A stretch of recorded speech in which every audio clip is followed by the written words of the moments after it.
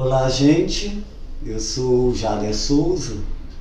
Eu sou cantor, compositor. Tenho um lado veio com o teatro, com as artes cênicas, do que eu gosto mais mesmo da direção, dos roteiros, essas coisas. Eu gosto muito de atuar. Eu sou novalimense. Eu nasci em 61. Eu fiz 60 anos e moro, contornei saindo, morando fora daqui um pouco, voltando lá no Retiro, onde eu nasci. Você lembra alguma coisa da sua infância, de como que era esse menino Jader, essa criança Jader? Lembro, era bem bacana, assim, porque lá no Retiro, onde eu moro, agora virou uma avenida, uma rua, mas era um rio que vinha lá do Morro do Elefante, descia, e tinha muita piaba, e a gente nadava ali, brincava. E eu gostava mesmo naquele tempo, assim, de brincar, de cantar no meio das bananeiras, sabe? Era um palco, era uma coisa muito bacana. Minha infância foi muito legal.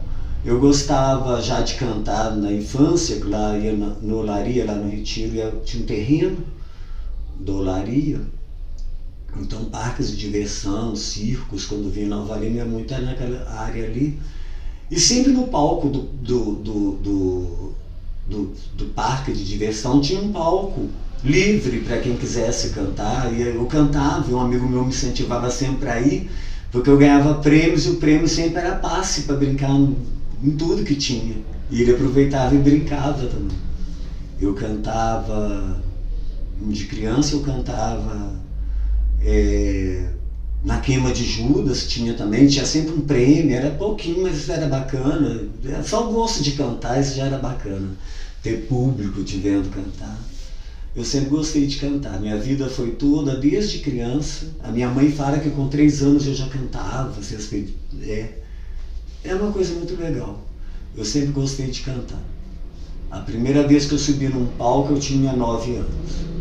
Aí foi no Cine Ouro, que hoje está lá julgado as traças, ninguém fala nada sobre o que fez com o dinheiro, quem que vai prestar conta disso, né? E eu, como cidadão novalimense, bem como artista, eu e o povo de Nova Lima, a gente gostaria de saber, né, o que fez. É uma falta de respeito, uma falta até assim de humanidade. Você fazer uma coisa dessa com uma cidade, não dá explicação, e os vereadores, e ninguém reclama.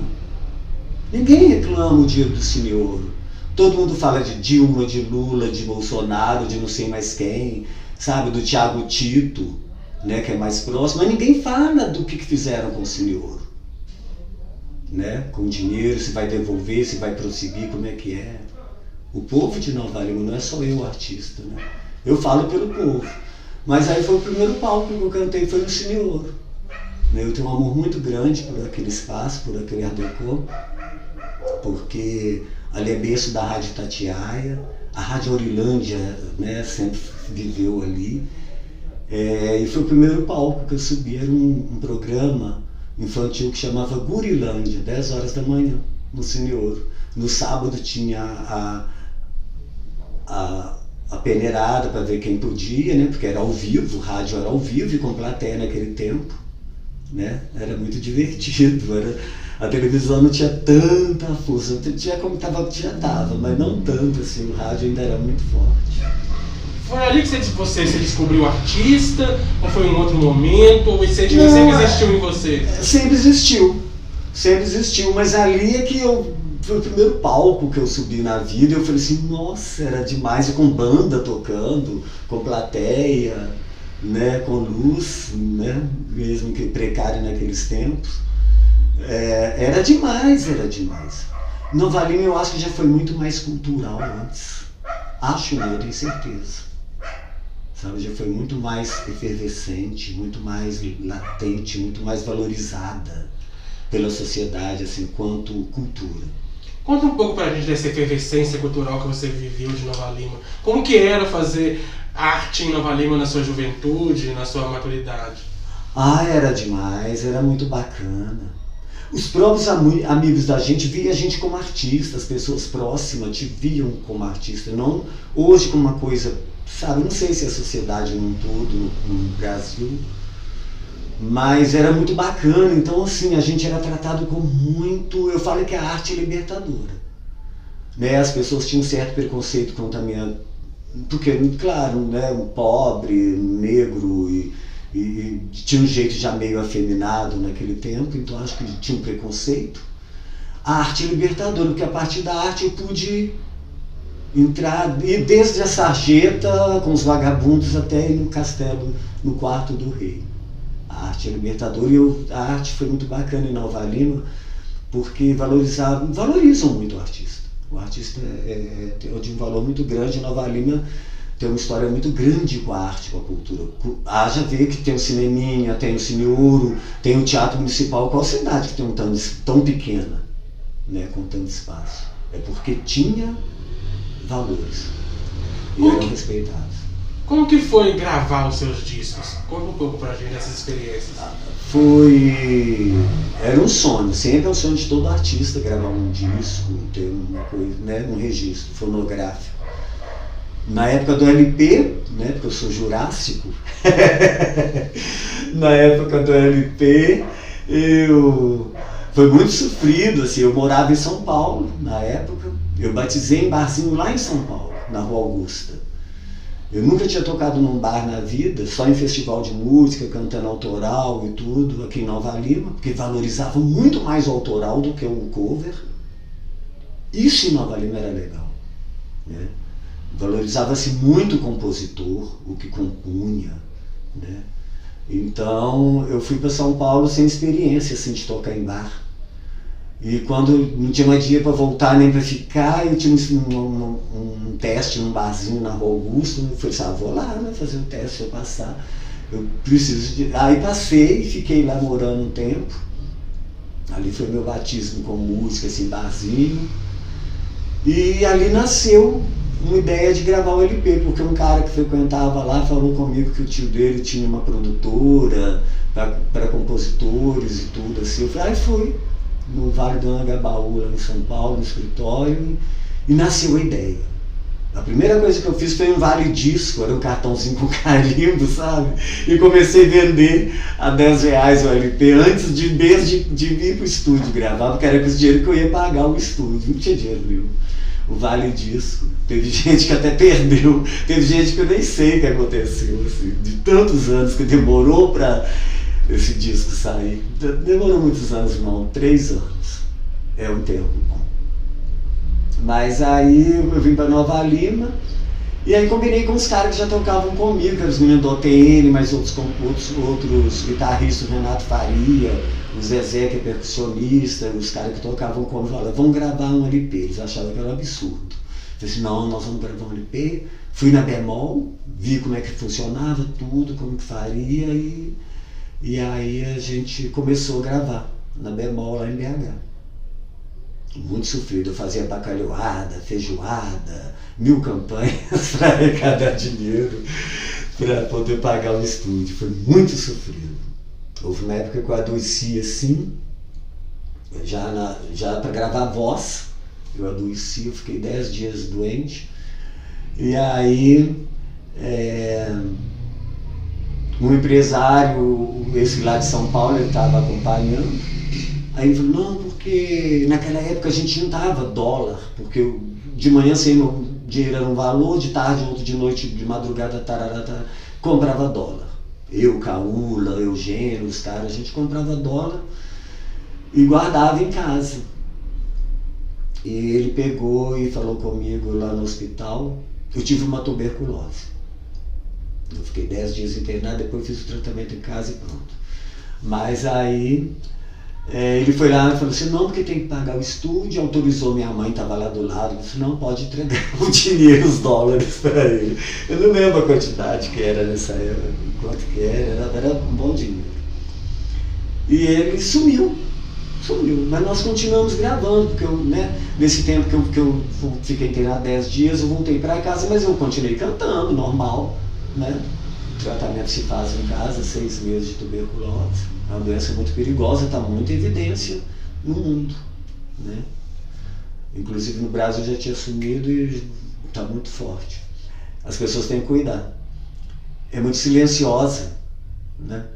Mas aí eu continuei gravando, né? Vamos pro estúdio, continuando gravando as vozes e tudo. Aí o cara do estúdio vira e fala assim: hoje vocês não vão poder gravar não. Eu falei: mas por quê? Eu falei: não, vocês estão com muita dívida. Eu falei assim: dívida? Dívida, vocês pagaram só não sei quantos períodos, não sei o quê, e tá faltando X, e tem que liberar a fita, que era fita de rolo, naquele tempo não era digital igual hoje. E aí, analógico, e era um barato aquelas fitas rodando, sabe, aqueles rolos lindos. É legal, o analógico é lindo, o processo é maravilhoso, né, você sabe. E aí, foi uma confusão. Liga pro cara. Naquele tempo celular não tinha, não, olha que engraçado. Tinha celular não atendia o telefone da residência. E aí o cara, na confusão com a família, né, do Lincoln Shade, um pessoal muito fero, inclusive ele toca com o Milton Nascimento, da banda dele, baterista. Aí eu disse ao Shade: não, vocês têm que dar um jeito, porque acho que Coração da Terra, que era uma banda muito famosa, ia gravar e precisava de uma fita, e a gente tava com a fita alugada do estúdio, então com aluguel de mais de meses, quase um ano, e não pagou nada. E a gente achando que tinha pago. Aí foi o primeiro baque do disco, mas saiu o LP. Saiu o LP, muito bacana, o lado A, assim, o lado mais MPB, e o lado B mais pro lado pop, porque tinha OTN, tinha uns meninos que... Então, vamos dividir a ideia de ficar legal. Eu comecei a compor muito pop, né, blues, umas coisas bacaninhas, para acompanhar, ficar mais próximo deles também. E saiu o LP Perro Moderno. Foi uma luta danada. Como sempre tudo é pro artista, né? Até hoje, por incrível que pareça, o artista parece que tem que ficar provando que é artista todo santo dia. Parece assim que as entidades que cuidam de cultura, eu não falo só em Nova Lima, mas parece assim que para as secretarias de culturas, de estado, de cidades, parece que o artista está sempre novo para ela, parece que ela nunca conhece o artista. Parece que o artista não tem história nenhuma para essa gente. Mas eu fico pensando também até onde que vai pessoas que lidam com cultura e arte, e onde está só o funcionário público, seja estadual, seja federal, seja municipal. Falo de um âmbito geral, porque nós sabemos como que a arte e a cultura é tratada nesse país, né? Mas eu comecei a cantar muito novo, desde criança. Tô igual Guimarães Rosa, falando um trem aqui, voltando lá e pra lá. E como que como que o teatro entrou na sua vida? Então, o teatro entrou na minha vida porque, assim, eu acho que eu ainda sou muito tímido. Eu acho que eu ainda sou muito tímido, mas o teatro entrou na minha vida, assim, por causa dessa timidez. E o Paulo Lisboa que me despertou ele que me puxou pro lance do teatro. Né, um show no Teatro Municipal, ele foi e estava vendo. Depois do show, assim, os amigos vão pro camarim, a gente conversa. Nessa época os camarins eram até em cima, não era embaixo. Embaixo funcionava o AA, os Alcoólatras Anônimos de Nova Lima, era engraçado isso. E em cima eram os camarins e o palco, e depois ele subiu e foi lá pro camarim. E ele falou comigo assim, dali a gente saía sempre para beber em algum lugarzinho, assim, ia pro Nandi, pros lugarzinhos na rua Santa Cruz que tinha. Nova Lima agora não tem nem lugar para ir mais, né? Não. Aí a gente ia ali no centro, sempre tinha uns lugarzinhos gostosinhos. E ele que falou para mim: olha, gostei muito do seu show, das suas músicas, você tá muito legal assim com música, mas você é muito inexpressivo no palco. Né? Assim, você canta, você não tem uma comunicação com a plateia, você entra com a banda, sai com a banda, e isso não é bom. Então você podia fazer teatro para você melhorar. Eu falei assim: olha mesmo. Eu falei assim: vou ver. Aí falei com ele que eu ia. Depois que aí comecei a fazer teatro. A primeira experiência teatral foi em 82, isso quando o Paulo me falou isso, foi em 79 por aí, né? Foi quando eu conheci ele, assim, a gente começou a ter amizade. E aí foi em 81, foi quando teve uma oficina que durou muito, quase que foi uma uma pós-graduação, foi quase 600 horas, durou muito. A gente teve técnica vocal com a Meire Mendana, era o pessoal da Fundação Clóvis Salgado, né, que dava as oficinas.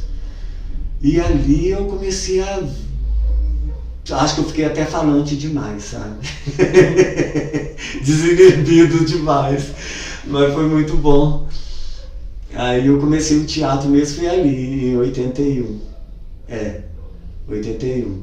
Aí comecei a ver mais peças de teatro, né, a pesquisar mais o teatro, e comecei a ver as coxias, ficar mais atrás. Eu achei mais interessante no teatro do que a parte mesmo de atuação.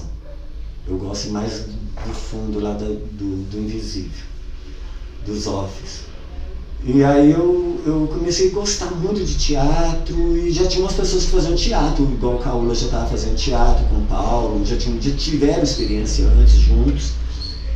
E numa dessas oficinas, no final dessa oficina grandona, que foi uma pós-graduação assim, e aí eu conheci Rita Clemente, né, e o Arthur Belloni, e o Mauro, uma turma grande que começou, Antônio Mota, que depois ficou também, tipo eu, nas coxas, que foi para iluminação. Essa turma toda bacana que teve, formada aqui em Nova Lima. E aí, depois do Só Arte, que depois assim, Nova Lima sumiu com o teatro, foi aí que começou a efervescência de novo, com o Paulo Lisboa. E aí Nova Lima começou a ter essas coisas com o teatro, e eu fui gostando muito do teatro, porque foi me ajudando muito, né? Eu não conseguia conversar, eu ficava nos lugares olhando pelo rabo do olho, eu sempre achava que alguém estava falando de mim, que alguém estava olhando para mim. Era uma tortura, e quanto mais eu me fechava, mais parece que eu achava que claro, as pessoas estavam percebendo agora, fala que coisa, era uma timidez sem fim. Foi aí que começou o teatro, o Paulo Lisboa que me despertou essa coisa do teatro, e que é bom até hoje. Você lembra o primeiro espetáculo que você dirigiu, que você atuou nos bastidores? Foi, depois disso lá, durante esse começo, eu e Rita, a gente montou o grupo cênico em cartaz. Nossa, que sofrimento, a gente não tinha lido, mas registramos, sabe, em cartório, aquela coisa bacana, com estatuto, com tudo, uma diretoria, conselho fiscal, a gente foi muito organizado, com muita luta. E montamos o grupo cênico em cartaz, e ali a gente atuava e começamos a montar. E o primeiro texto que a gente fez foi um infantil. Todo mundo gosta de começar com infantil. Começamos como se teatro de infantil fosse coisa fácil de fazer, mas não é. Mas aí eu escrevi um texto de autoria minha, A Flor do Egito, que era uma coisa bem circense, com palhaço, com mágica, com não sei o quê, com ilusionismo, com aquelas tramóias todas, bem lambembe, bem gostosinho. E a gente apresentou, Rita dirigiu esse espetáculo e o texto era meu. Rita já estava com veia forte para a direção, assim. Rita Clemente. Aí ela dirigiu o espetáculo, nós apresentamos lá no Teatro Municipal, nessa época, por incrível que estava fechado.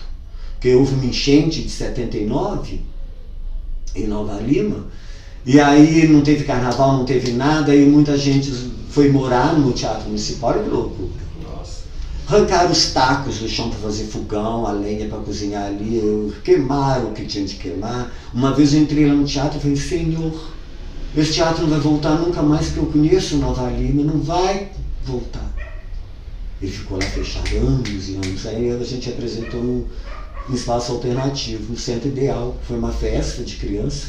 Tia Dulce fazia um sucesso na televisão.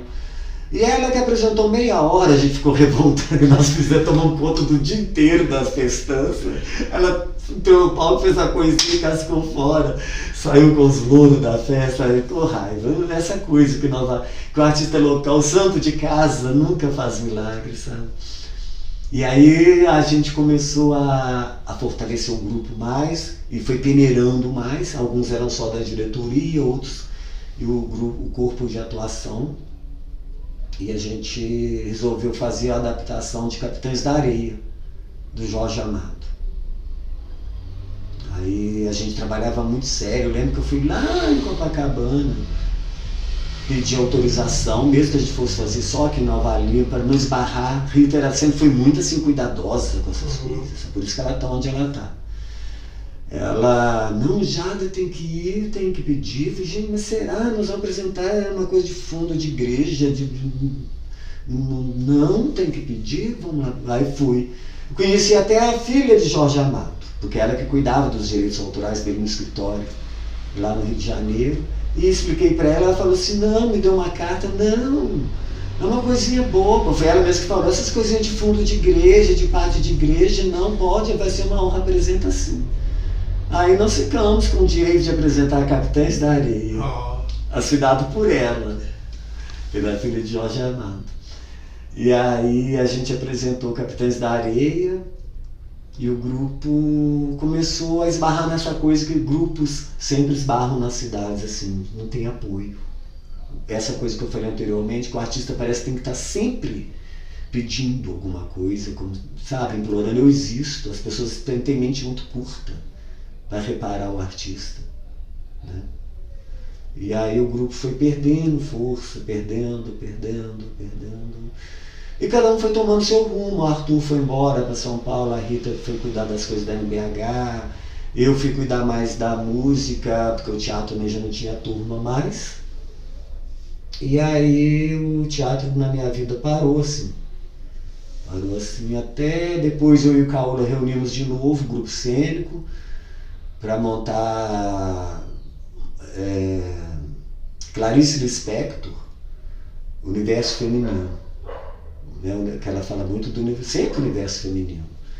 E aí a gente no palco, foi a primeira, aí eu atuei, eu e o Caola, e a gente fazia também, ele fazia a direção, a gente tinha uma... E aí a gente apresentou o Chico Nunes, apresentando em Nova Lima umas 4 vezes, fizemos turnê em São Paulo, ficamos lá uns 15 dias, mas voltamos e de novo sempre aquela, não dá para continuar, porque viver de bilheteria é uma tragédia. Verdade. Viver de bilheteria, você foi uma vez que você olhava assim, meu Deus do céu, 5 pessoas trabalhar em São Paulo. Eu falei assim, meu Deus, 5 pessoas na plateia, não dá pra pagar nem os meninos que estão trabalhando, que não são, né? Tem que pagar o iluminador, o técnico, paga você. Quem leva, porque né, você tinha que levar o bilheteiro também, senão você tem que pagar funcionário, você tem que enxugar o máximo. Só pagar a locação do espaço físico e das luzes. E se queimar ainda tem uma taxa acima, eu não consigo entender isso, você está alugando o trem, mas se queima a lâmpada não é barato, né? Não é barato. Eu fico assim, Senhor, não deixe uma lâmpada queimar, não, porque eu achava que queimavam até de sacanagem, só para pegar mais dinheiro. Oh, meu Deus. Ô Jada, você formou, você é assim, o responsável pela iniciação teatral de muitas pessoas de Nova Lima. Fala um pouco pra gente, como é ser esse Jada professor, como ensinar teatro para as pessoas, como é compartilhar isso, teatro, música. Eu até gosto mais assim, das artes cênicas, assim, quanto eu não falo nem muito professor, não, facilitador, né, de facilitar para que a pessoa tira dela alguma coisa. Ela mesma expõe alguma coisa dela. Eu gosto mais do teatro, das artes cênicas, sabe? Porque a música às vezes agora eu estou dando algumas aulas de violão assim em casa, mas é porque a pessoa quer, eu quero tocar violão, vou tocar em festinha, não sei o que tem lá, porque quando você começa a ensinar partitura, né, o violão clássico, essa leitura, né, a pessoa começa a desistir. Muitos meus alunos que eu tenho agora é por causa de, não, já fui para a escola de música, já fui para isso, né?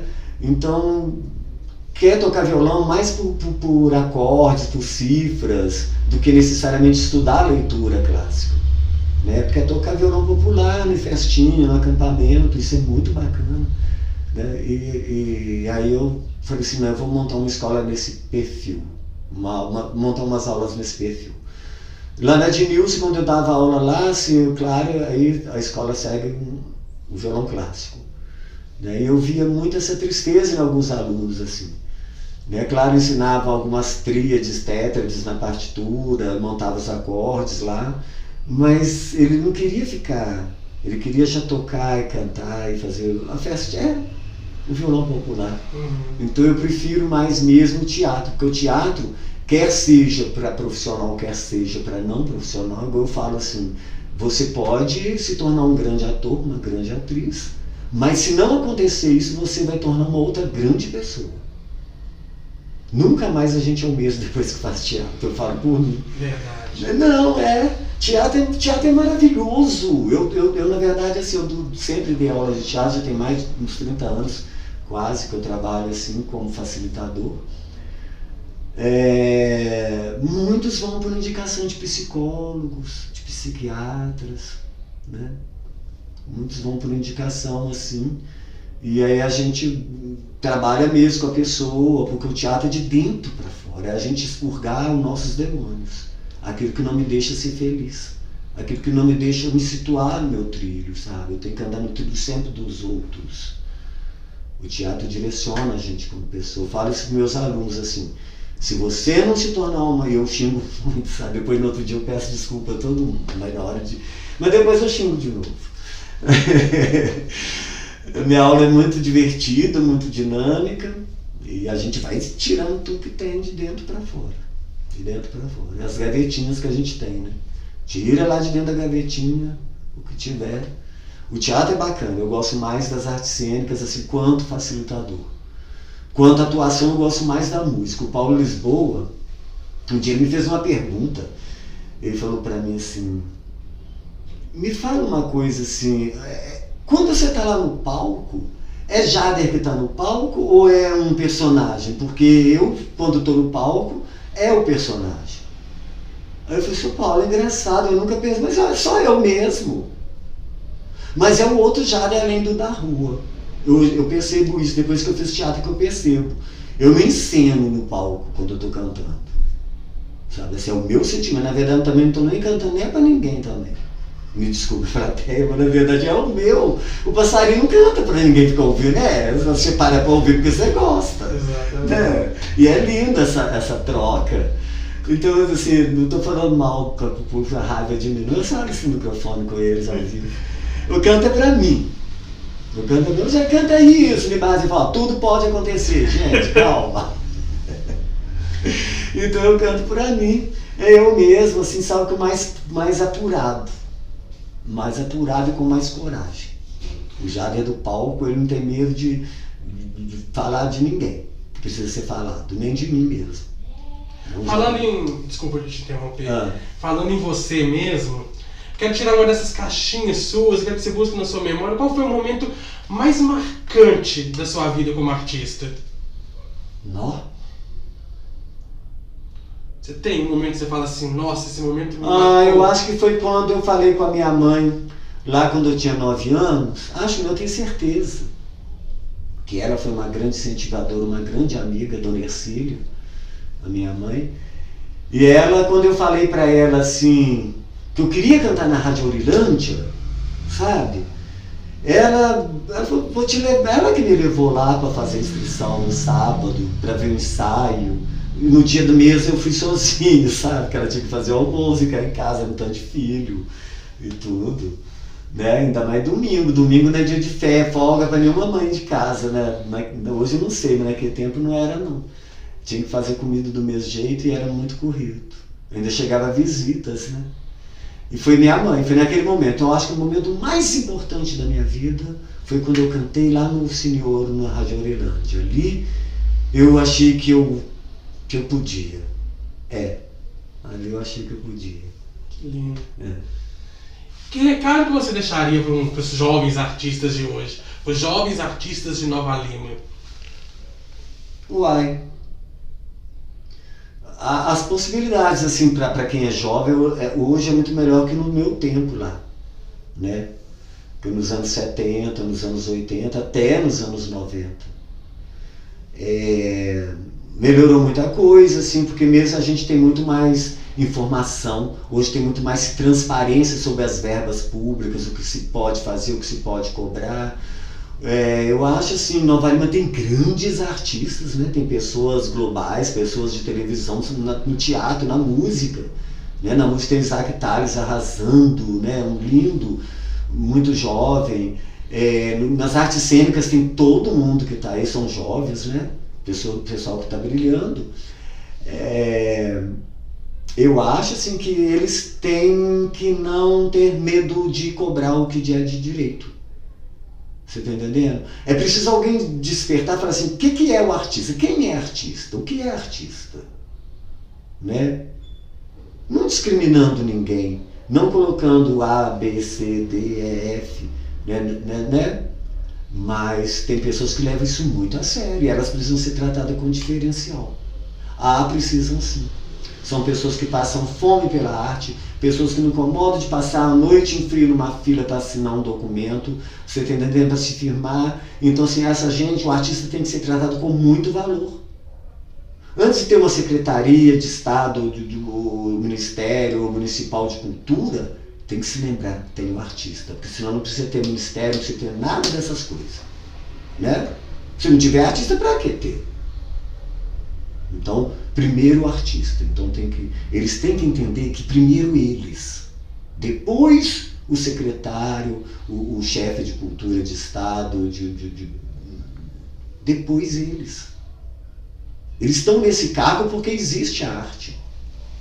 Então, situar, ser dono, você está entendendo? Assim, é tomar posse, né?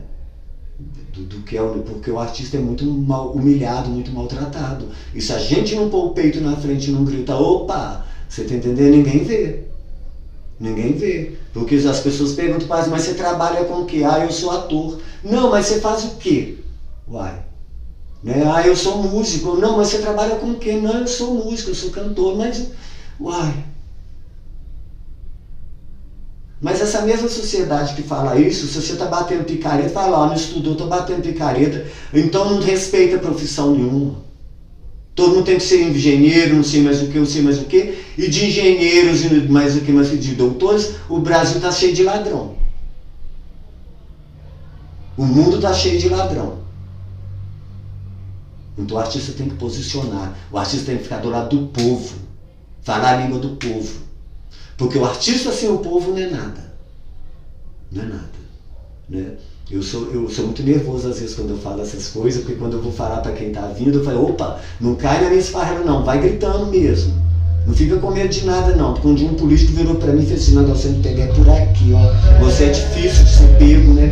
Pois é, eu gosto de pegar pela fome, pela barriga, pelo botijão de gás, pelo favorzinho. Eu te dou um empreguinho ali, ser bico calado, pode ver o outro passando fome. É tipo assim, negro batendo em negro. Sabe? É o capataz lá da fazenda lá, que mesmo sendo negro, regaça com o escravo todo. Lá isso vem de tempos atrás. Isso se faz com alguns artistas, sabe? Te dou uma bala e você cala a boca. Comigo bala não funciona. Já tentaram, mas não funciona. Mas eu não sou carrasco não. Quando eu trabalho assim igual eu já trabalhei em tempos com o Abílio, né, tudo, na cultura, andava muito nisso. Uma vez eu fui chamado no gabinete do Vitor Penido porque ele falou que ele estava sabendo que eu estava falando mal dele. Sabe, eu não estava falando mal dele, eu estava falando mal não mal do secretário, de um sistema que estava acontecendo antes do Abílio. E aí eu pensei, bom, pelo menos falei o que eu tinha e ele vai ver se eu estou errado. Não. Ele mandou o secretário embora e pôs a Abílio no lugar. Então, assim, às vezes a pessoa nem ela vê que ela está sendo enganada e sacaneada. Né? Às vezes seus amigos, seus capatazes, seu puxa-saco, não é tão puxa-saco assim. Né? Aliás, eu tenho muito medo de puxar-saco. Desconfie quando alguém começar a puxar seu saco. Desconfia.